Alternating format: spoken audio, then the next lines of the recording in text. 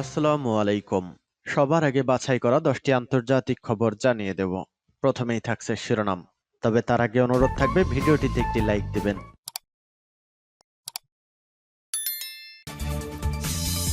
দখলদার ইসরায়েলি বাহিনী এবং লেবানন পুরোদমে যুদ্ধ চলছে, যার জেরে মধ্যপ্রাচ্য থেকেই সূত্রপাত হতে পারে তৃতীয় বিশ্বযুদ্ধের। তবে নতুন মার্কিন প্রেসিডেন্ট কি বন্ধ করে দিতে সক্ষম হবে এই যুদ্ধ, নাকি তার ইন্ধনেই শুরু হয়ে যেতে পারে তৃতীয় বিশ্বযুদ্ধ?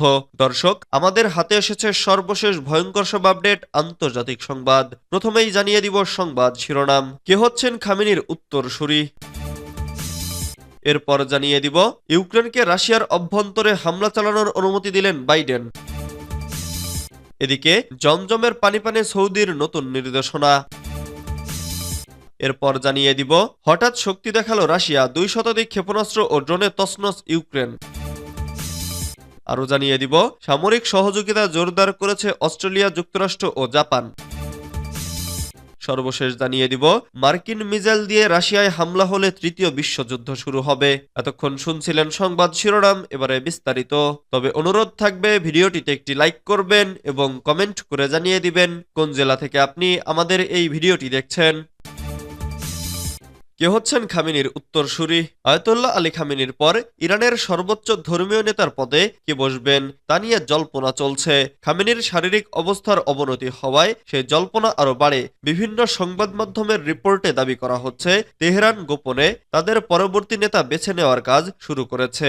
আর সেই দৌড়ে সবার প্রথমেই আছেন মোস্তফা খামেনি। উত্তরসূরি হিসেবে আয়াতুল্লাহ খামেনি তার দ্বিতীয় পুত্রকেই বেছে নেওয়ার সম্ভাবনা প্রবল। বিভিন্ন প্রতিবেদনে দাবি করা হচ্ছে 85 বছর বয়সী খামেনি তার মৃত্যুর আগেই পদ ছাড়তে পারেন। জীবিত অবস্থাতেই তিনি উত্তরসূরি হিসেবে তার ছেলেকে ইরানের সর্বোচ্চ পদে দেখতে চাইছেন। আর এই নতুন নেতা বাছাইয়ের কাজ নিজের হাতেই রেখেছেন খামেনি। তার নির্দেশে সম্প্রতি বৈঠকে বসেছিল 60 জন সদস্যের বিশেষ পরিষদ। সেখানে মোস্তফার ব্যাপারে সিদ্ধান্ত নেওয়া হয়েছে। পক্ষে বিপক্ষে বিভিন্ন মত উঠে আসে, তবে শেষ পর্যন্ত সর্বসম্মতভাবে মোস্তফাকেই পরবর্তী নেতা হিসেবে বেছে নেওয়া হয়। ইউক্রেনকে রাশিয়ার অভ্যন্তরে হামলা চালানোর অনুমতি দিলেন বাইডেন। এবার মার্কিন অস্ত্র ব্যবহার করে রাশিয়ার ভূখণ্ডের ভেতরে হামলা চালাতে পারবে ইউক্রেন, এমন অনুমতি দিয়েছেন যুক্তরাষ্ট্রের প্রেসিডেন্ট জো বাইডেন। এতে ইউক্রেন রাশিয়া সংঘাত নিয়ে মার্কিন নীতিতে বড় ধরনের পরিবর্তন আসতে যাচ্ছে। বিষয়টি সম্পর্কে অবগত 3টি সূত্র একথা জানিয়েছে। বিভিন্ন সূত্রের বরাতে মার্কিন ও বিশ্ব গণমাধ্যম জানিয়েছে ইউক্রেন রাশিয়ায় দূরপাল্লার হামলা চালানোর পরিকল্পনা করছে। আর এজন্য দেশটি যুক্তরাষ্ট্রের দেয়া অস্ত্র ব্যবহার করতে চায়, যে বিষয়ে এতদিন অনুমতি দেয়নি ওয়াশিংটন। তবে হোয়াইট হাউস এ বিষয়ে কোনো আনুষ্ঠানিক মন্তব্য করেনি। নবনির্বাচিত মার্কিন প্রেসিডেন্ট ডোনাল্ড ট্রাম্প আগামী 20 জানুয়ারি শপথ গ্রহণ করবেন। তিনি ক্ষমতায় গেলে হিসেব উল্টেও যেতে পারে। ট্রাম্প বরাবরই এই যুদ্ধ বন্ধ করার কথা বলছেন। সূত্র বলছে রাশিয়ার ভূখণ্ডের গভীরে প্রথম হামলা সম্ভবত ATACMS রকেট দিয়ে চালানো হবে।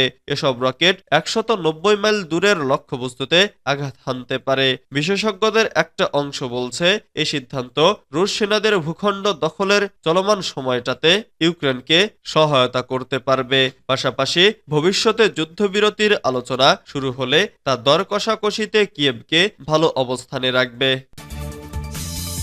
জমজমের পানি সৌদির নতুন নির্দেশনা। কাবা ও মসজিদে নববীতে রাখা জমজম কূপের পানি পান নিয়ে নতুন নির্দেশনা দিয়েছে সৌদি আরব। দেশটির হজ ও উমরা মন্ত্রণালয় বলেছে পবিত্র এই পানি পানের সময় নিজেকে শান্ত রাখতে হবে এবং আল্লাহর সন্তুষ্টি চাইতে হবে। গলফ নিউজ এক প্রতিবেদনে বিষয়টি নিশ্চিত করেছে। প্রতিবেদন অনুযায়ী হজ ও উমরা মন্ত্রণালয় বলেছে কাবা ও মসজিদে নববীতে যখন কেউ জমজমের পানি পান করবেন তারা যেন অবশ্যই আল্লাহর নাম স্মরণ করেন, ডান হাতে পানি পান করেন এবং পরিচ্ছন্নতা বজায় রাখেন। পানি পানের সময় যেন এটি ছড়িয়ে ছিটিয়ে না পড়ে সেদিকে খেয়াল রাখতে বলা হয়েছে নির্দেশনায়। পাশাপাশি জমজমের পানির ট্যাপ ছেড়ে ওযু না করতেও অনুরোধ করা হয়েছে। নির্দেশনায় আরো বলা হয় পানি পানের পর কাপ নির্দিষ্ট স্থানে রাখতে হবে। হঠাৎ শক্তি দেখালো রাশিয়া, 2 শতাধিক ক্ষেপণাস্ত্র ও ড্রোনে তছনছ ইউক্রেন। কয়েক মাসের মধ্যে ইউক্রেনের সবচেয়ে বড় হামলা চালিয়েছে রাশিয়া। হঠাৎ একযোগে ইউক্রেনের জ্বালানি অবকাঠামো লক্ষ্য করে 2 শতাধিক ক্ষেপণাস্ত্র ও ড্রোন নিক্ষেপ করেছে ভ্লাদিমির পুতিনের বাহিনী। রোববার 17 নভেম্বর কিয়েভ ওডেসাস ইউক্রেন জুড়ে বিস্ফোরণের শব্দ শোনা গেছে। 3 বছরের যুদ্ধে এ ধরনের একযোগে হামলা খুব কমই হয়েছে। এতে বেশ কয়েকজন নিহতের খবর পাওয়া যাচ্ছে। এছাড়া বিদ্যুৎহীন হয়ে পড়েছে ইউক্রেনের বিস্তীর্ণ অঞ্চল। বিভিন্ন এলাকায় ধ্বংস হয়ে গেছে বিদ্যুৎ কেন্দ্র সহ অন্যান্য জ্বালানি উৎপাদন স্থাপনা। আল জাজিরার এক প্রতিবেদনে বলা হয়, এবারের হামলায় 120টি ক্ষেপণাস্ত্র এবং 90টি ড্রোন ব্যবহার করে মস্কো। প্রেসিডেন্ট ভলোদিমির জেলেনস্কি বলেছেন, ইউক্রেনের প্রতিরক্ষা বাহিনী দেশজুড়ে 140টি ক্ষেপণাস্ত্র ড্রোন লক্ষ্য করে গুলি ছোড়ে। প্রায় 3 বছরের যুদ্ধে এ সংখ্যাটি বৃহত্তম। এবারের ব্যারেজে ইরানের তৈরি শাহেদ ড্রোনের পাশাপাশি ক্রুজ ব্যালিস্টিক এবং বিমান থেকে উৎক্ষেপণ করা ব্যালিস্টিক ক্ষেপণাস্ত্র সহ বিভিন্ন ধরনের ড্রোন ছিল। এসব ইউক্রেনের গুরুত্বপূর্ণ স্থাপনা লক্ষ্য করে নিক্ষেপ করে রাশিয়ার বাহিনী। জেলেনস্কি মেসেজিং অ্যাপ টেলিগ্রামে এক বিবৃতিতে বলেছেন, শত্রুর লক্ষ্য ছিল ইউক্রেন জুড়ে আমাদের এনার্জি অবকাঠামো ধ্বংস করা। দুর্ভাগ্যবশত রাশিয়া তেমন সফলতা পায়নি বলে দাবি তার। এদিকে যুদ্ধ আর একতরফা নেই। ইউক্রেনও রাশিয়ার ভূখণ্ডে হামলা অব্যাহত রেখেছে। গত সপ্তাহে মস্কোতে অন্তত 34টি ড্রোন দিয়ে হামলা করেছে ইউক্রেন। 2022 সালে যুদ্ধ শুরু হওয়ার পর থেকে রুশ রাজধানীতে কিয়েভের এটি ছিল সবচেয়ে বড় ড্রোন হামলা, যেখানে এত বেশি ড্রোন ব্যবহার করা হয়েছে। সামরিক সহায়তা জোরদার করছে অস্ট্রেলিয়া, যুক্তরাষ্ট্র ও জাপান। অস্ট্রেলিয়া, জাপান ও মার্কিন যুক্তরাষ্ট্র তাদের বাহিনীকে প্রশিক্ষণের মাধ্যমে সামরিক সহযোগিতা আরও জোরদারের প্রতিশ্রুতি দিয়েছে। দেশগুলো চীনের সামরিক শক্তি মোকাবেলায় তাদের সামরিক সম্পর্ক আরও জোরদার করেছে। অস্ট্রেলিয়ার প্রতিরক্ষা মন্ত্রী রিচার্ড মার্সেলের আয়োজনে রোববার অস্ট্রেলিয়ায় প্রথমবারের মতো ত্রিপাক্ষিক বৈঠক অনুষ্ঠিত হতে যাচ্ছে। এ বৈঠকে মার্কিন প্রতিরক্ষা মন্ত্রী লয়েড অস্টিন ও জাপানের প্রতিরক্ষামন্ত্রী জেনারেল নাকাতানি যোগ দিচ্ছেন। নতুন চুক্তির অধীনে জাপানের অভিজাত সামুদ্রিক ইউনিট অ্যাম্ফিবিয়াস র্যাপিড ডিপ্লয়মেন্ট ব্রিগেডটি অস্ট্রেলিয়ান ও মার্কিন বাহিনীর সাথে নিয়মিত কাজ ও প্রশিক্ষণের জন্য অস্ট্রেলিয়ার ডারউইন উপকূলে মোতায়েন করা হবে। মার্সেল বলেন, আমাদের 3 দেশের পরস্পরের সাথে কাজ করার প্রতিশ্রুতিটি সম্পর্কে এ অঞ্চল ও বিশ্বের কাছে চুক্তিটি একটি অত্যন্ত গুরুত্বপূর্ণ বিবৃতি। তিনি আরো বলেন, এটি আমাদের 3টি দেশের মধ্যে আন্তঃব্যবহারযোগ্যতা তৈরি করতে যাচ্ছে। অস্টিন বলেন, এই অংশীদারিত্ব 3টি দেশের মধ্যে গোয়েন্দা নজরদারি ও পুনর্ব্যবস্থার কার্যক্রম বৃদ্ধি করবে, যা একটি নিরাপদ ও শান্তিপূর্ণ ইন্দো প্যাসিফিক অঞ্চলের জন্য আমাদের লক্ষ্যগুলোকে এগিয়ে নিয়ে যাবে।